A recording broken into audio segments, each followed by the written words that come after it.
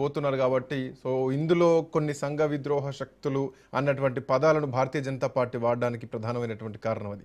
So ఈ విషయాన్ని ఎట్లా కాంగ్రెస్ పార్టీ రిసీవ్ చేసుకుంటుంది? What is what is wrong in it అండి?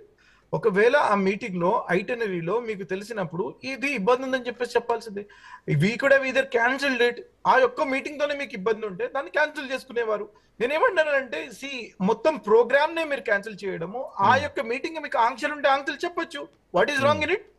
వారు ఒక ప్రొఫెసర్, స్వేచ్ఛ ఉంది, ఓ కలుస్తారు, తప్పేముందండి? నేనేమన్నానంటే మీరు ఇక్కడితో ఆపగలుగుతారండి, కానీ ఇన్వెస్టర్స్ ఎవరైతే రావదలుచుకుంటున్నారో, ఇన్వెస్టర్స్ ఎవరైతే వచ్చి తెలంగాణలో ఇన్వెస్ట్ చేయదలుచుకుంటున్నారో, universities most importantly please understand, ఈ యొక్క ట్రిప్ యూనివర్సిటీస్ ఇక్కడ లండన్ లో ఉన్నటువంటి ఆక్స్ఫర్డ్ యూనివర్సిటీ కానివ్వండి, అక్కడ ఉన్నటువంటి MIT Massachusetts institute of technology Boston లో ఉన్నటువంటి యూనివర్సిటీ కానివ్వండి, కేంబ్రిడ్జ్ యూనివర్సిటీ కానివ్వండి, హార్వర్డ్ యూనివర్సిటీ కానివ్వండి, వారి దగ్గరికి ఎవరు వెళ్తారండి? ఇక్కడ కావాల్సినటువంటి 6 స్కిల్ యూనివర్సిటీని వాటితో అనుసంధానం చేస్తూ ఇక్కడ మనకి టెక్నికల్ కోర్సెస్ ఇవ్వాలనే ఉద్దేశంతో వెళ్తే ఎటువంటి వన్ సెకండ్ రవికుమార్ గారు ఫింగర్ అప్ చేస్తున్నారు. రవికుమార్ గారు ఏం చెప్పాలనుకుంటున్నారు? సో అడ్డుకోవడానికి గల కారణం ఏంది? ఒకవేళ షెడ్యూల్లో ఏమైనా ఇబ్బందులు ఉంటే, తన మీటింగ్స్లో ఏమైనా ఇబ్బందులు ఉంటే వాటికి సంబంధించినటువంటి అబ్జెక్షన్ చెప్పాల్సింది పోయి పూర్తిగా తెలంగాణకు రావాల్సినటువంటి పెట్టుబడులు కానీ, ఎన్ఆర్ఐలతో జరగాల్సినటువంటి భేటీలు కానీ, సో డిసెంబర్ 7, 8, 9 తేదీల్లో గ్లోబల్ ఇన్వెస్ట్మెంట్ సదస్సు జరగబోతోంది. సో దానికి సంబంధించినటువంటి పెట్టుబడుల కోసం ముఖ్యమంత్రి ప్రయత్నిస్తుంటే భారతీయ జనతా పార్టీ రాజకీయ కక్షతో మాత్రమే అడ్డుకుందని ముఖ్యమంత్రి ఈరోజు క్లెయిమ్ చేసుకుంటున్నారు. ఇది తెలంగాణకు జరిగినటువంటి ఒక అన్యాయం, తెలంగాణకు చూపిస్తున్నటువంటి మొండి చేయి, తెలంగాణ పైన చూపిస్తున్నటువంటి సౌతల్లి ప్రేమ బీజేపీది అని చెప్పేసి సీఎం నిన్న చేసినటువంటి కామెంట్స్కి బీజేపీ నుంచి ఇప్పటివరకు సరైనటువంటి ఆన్సర్ లేదు. ఏం మాట సార్ మీరు, శ్రీకాంత్ గారు? బీజేపీ నుంచి సరైన ఆన్సర్ ఎందుకు చేస్తారు? నేను చెప్తా, వినండి, రాసుకోండి. ఆయన కూడా రాసుకోమని చెప్పాడు కాంగ్రెస్ అధికార ప్రతినిధిని.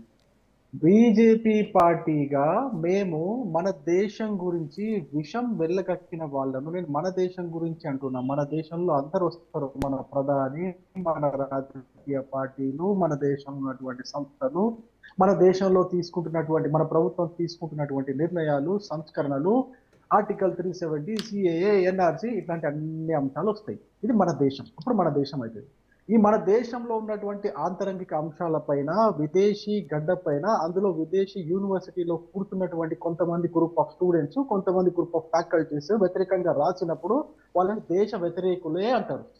ఏమంటారు? దేశ వ్యతిరేకులే అంటారు.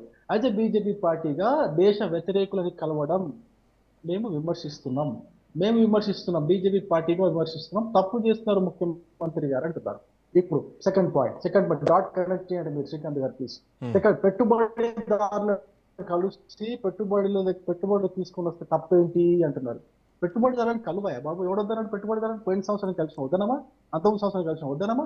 అంటే ఇప్పుడు ఆమె ట్యూడో ఆమె పెట్టుబడిదారా అండి? ఏం మాట్లాడతారండి? నాకు అర్థంగా.